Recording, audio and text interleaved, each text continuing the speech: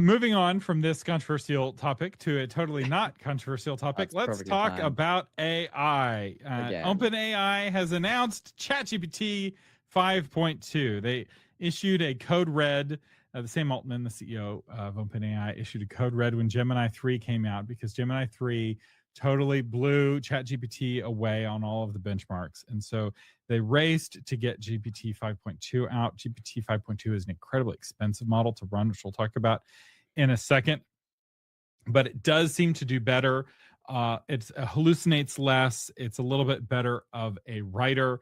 It can handle a 400,000 token context window, which is actually a good size for most of what authors do. So you can load a 200,000 word book into a 400,000 token context window and still have about 50,000 tokens left over for reasoning and chit chat and analysis and things like that. I haven't had a chance to test it very much. I've tested it a little bit, and it seems about the same as 5.1. It feels the same to me. I've been using ChatGPT pretty heavily the past few days, and I haven't detected a major difference in the stuff that I've been seeing. Yeah, I have the people who are really excited about ChatGPT 5.2 are coders, people who are developing, Right. and it's very interesting. The tastemakers in AI tend to be developers. They're the early adopters. They're the ones who are using AI the most. And a lot of people are making their decisions about which AIs are the best based off of what software developers are using at the moment, right? That's why Claude is really popular with developers.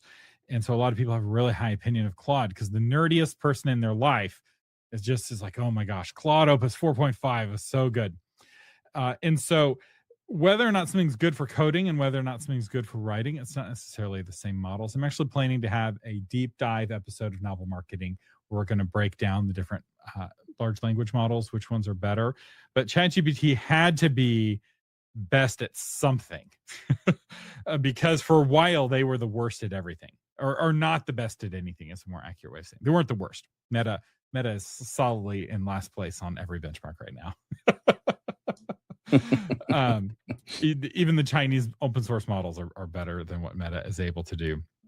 So if you have a ChatGPT, you can check to make sure you're using the latest model. If you're using it through the ChatGPT app, there's no additional cost. But this is bringing us into our next topic. In fact, I think I'm going to make it an ongoing segment called the AI Bubble Watch. So if you remember, beginning of this year, I talked about how I didn't anticipate an AI bubble popping in 2025, but it is going to pop at some point. It's kind of the inevitable outcome. Every new technology creates a bubble, going all the way back to the steam engine and the telegraph. And bubbles popping are a natural part of a market because it separates the pets.com from the amazon.com, because for a while they had the same valuation and one of them was a real business and one of them wasn't. And it wasn't until the .com bubble popped that we found out, oh, amazon.com is real, pets.com is not real. And so the popping is not bad, but an indication that we may be, well, y'all can tell me in the chat what you think this is an indication of. So one of the things I predicted when I saw that Gemini 3.0 was significantly more expensive than Gemini 2.5 is that all of the AI companies are going to start raising their prices on a per token basis for their front end leading models. And it's a way of moving towards profitability because all of these companies are losing money on AI right now. And at some point, they're going to need to be profitable. Now, it's a lot of people are making comparisons to the .com bust, where a lot of the companies in the .com bust weren't making any money. They were making $0. And that's not the case with AI. OpenAI is making billions of dollars in revenue. They're just spending even more billions of dollars, which is, by the way, the strategy that Amazon.com used. They were losing money for the first 18 years of operation. In fact, they were profitable for like a week, and Jeff Bezos did a press conference and apologized. They weren't growing fast enough. We didn't mean to be profitable this week. We're going to try harder to grow faster.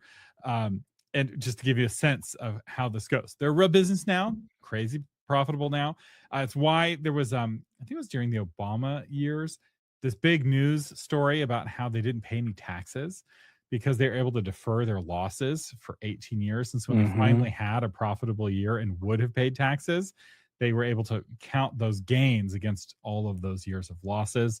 I don't fully understand how that worked, but people were up in arms about it. It was like, well, the taxes are complicated and we want to encourage investment, and we have a tax system that encourages investment. So ChatGPT 5.2 went from $1.25 per input token to $1.75 per input token. So that's a significant jump. That's big. Gemini went from $1.25 for an input token to $2 for input tokens, or per million. Million tokens, yeah.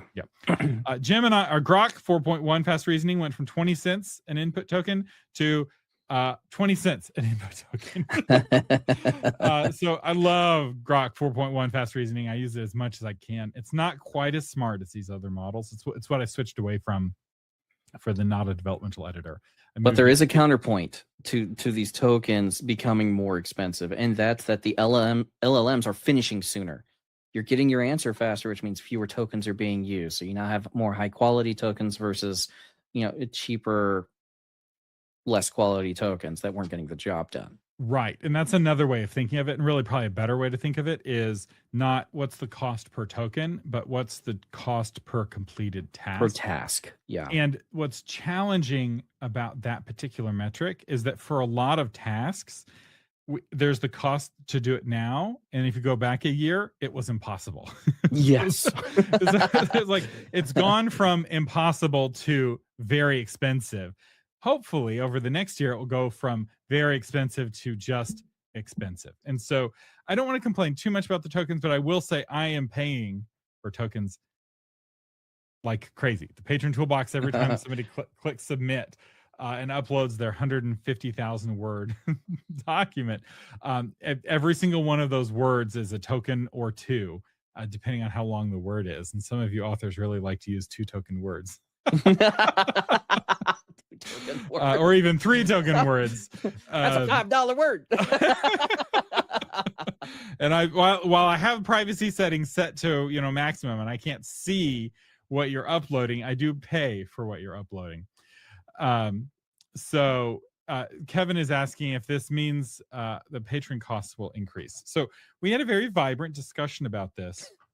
Vibrant in authormedia.social, where I asked if I should raise my prices because my costs are going up significantly. My costs have gone up probably 10 times now to say July of this year. And I haven't raised the price on patrons. And some people are very angry and very threatened. They're like, $10 a month, I just can't scrape together. That's a lot of money for me. And other people are like, $10 a month, that's 2 cups of coffee. And other people are like, I can't even buy the 2 cups of coffee. If you raise the price, that you would lose me as a customer. And this gave me a very interesting glimpse into why the quality of everything is going down in society. So this is something a lot of people are noticing. Clothes aren't quite as good. Food isn't quite as good. Appliances aren't quite as well made. There's this kind of universal and credification. Software is not as good. Is that the word? Is that the word that gets used? That's the word I'm going to use. This credification of everything. And I had the ability to make it happen, because if I raised my prices, the people complaining about the prices going up would be very loud and very angry, and they'd make a lot of noise about it. They'd leave negative reviews. But if I switched to a cheaper model, if I went from Gemini 3 to Grok 4 fast reasoning, where not a developmental editor still works, just not quite as good. If I switch from beef tallow to some seed oil, same thing, just not quite as good, then I don't get any complaints. And the people who would have preferred the quality don't complain, although y'all complain because y'all have good taste, at least on one of the tools. And so that's what I did initially, was I switched a lot of the models from more expensive models to less expensive models, just as a way of getting my costs under control. Right now, the Toolbox tool that is totally eating my lunch is the book cover designer. So I had in one day, like almost $100 somebody just, I don't know who it was, or if it was just one person or not, but I suspect one person was just generating cover after cover, making tweak after tweak, and just running the meter. and it was anyway, it was a very big, very expensive day for me. Somebody got their $10 patron subscriptions worth out of the book cover designer. And one of my fears is there's authors who are writing like a book a day with AI, and they very easily could get more than $10 a month out of their patron just running their books through the toolbox. So this is something I'm trying to navigate, right? Should I use cheaper models? Should I raise my prices? What I'm planning to do once I have the technical capabilities is to add some kind of metering where you people on the cheaper tier or the $10 tier can use the book cover designer, but they can only use it, say, 2 or 3 times a day. And then they have to wait until tomorrow to use it again, which for a typical author is plenty. But if somebody who's doing roulette runs where they're just running cover after cover, that person would need to be on a more expensive tier. And so that's one thing I'm thinking about doing. I'm also planning to create a new $20 a month tier that will have less limitations and also come with Claude and Gemini and ChatGPT Pro and Grok Pro. Could basically give you access to all the models. So you could go and pay for all of those for $80 a month. You could go with a service like Magi, which is like $20 a month, or you can go with the Patron Toolbox, which will be also $20 a month, but will come with all the tools as well. Right. I haven't had a chance to build that out. I also don't know if I'm going to lose money on that. So what I'm going to do is I'm going to announce it quietly just to existing patrons to upgrade. So if you're interested in that higher tier, make sure you're a patron and keep an eye out for that email. I propose the creation of a digital currency called novel marketing bucks. And you get to spend novel marketing bucks every time you pull the lever on the AI machine. So I have resisted creating alternative currencies to the point that even in my own house for chores, we don't have like screen time tokens or something. I pay my children US currency for various tasks. They're expected to do some things for free, but I'll pay them for certain tasks. And then I will sell them things so they can buy Mario minutes for dollars that I gave them for chores. And they get to experience putting physical currency in their wallet. They can choose, oh, maybe I don't want to buy screen time at the daddy screen time store. I can save this and I can go spend it at the store. I can buy candy or whatever. And so I am not going to create a Patron Toolbox Bucks currency. I'm not going to create a I'm going to need a powerful social movement at this point. I'm not going to create a cryptocurrency. I am not going to create some sort of what was the thing everyone's trading that was the big trend a couple of years ago? Beanie Babies? No. It was like it was like Bitcoin, crypto. No, it was a crypto. It was like a little you buy a little. Oh, I know what you're talking about. It's the somebody help us out with this. It's at the tip of my tongue. What's it called? ND. There's like those little pictures you could. Yeah, it's like a little picture. Yeah. I don't remember what it's called. NFT. That's it. Yes. Thanks, Samacel. Yeah. I don't know how to pronounce that name. Samacel. Zamacel. Sure.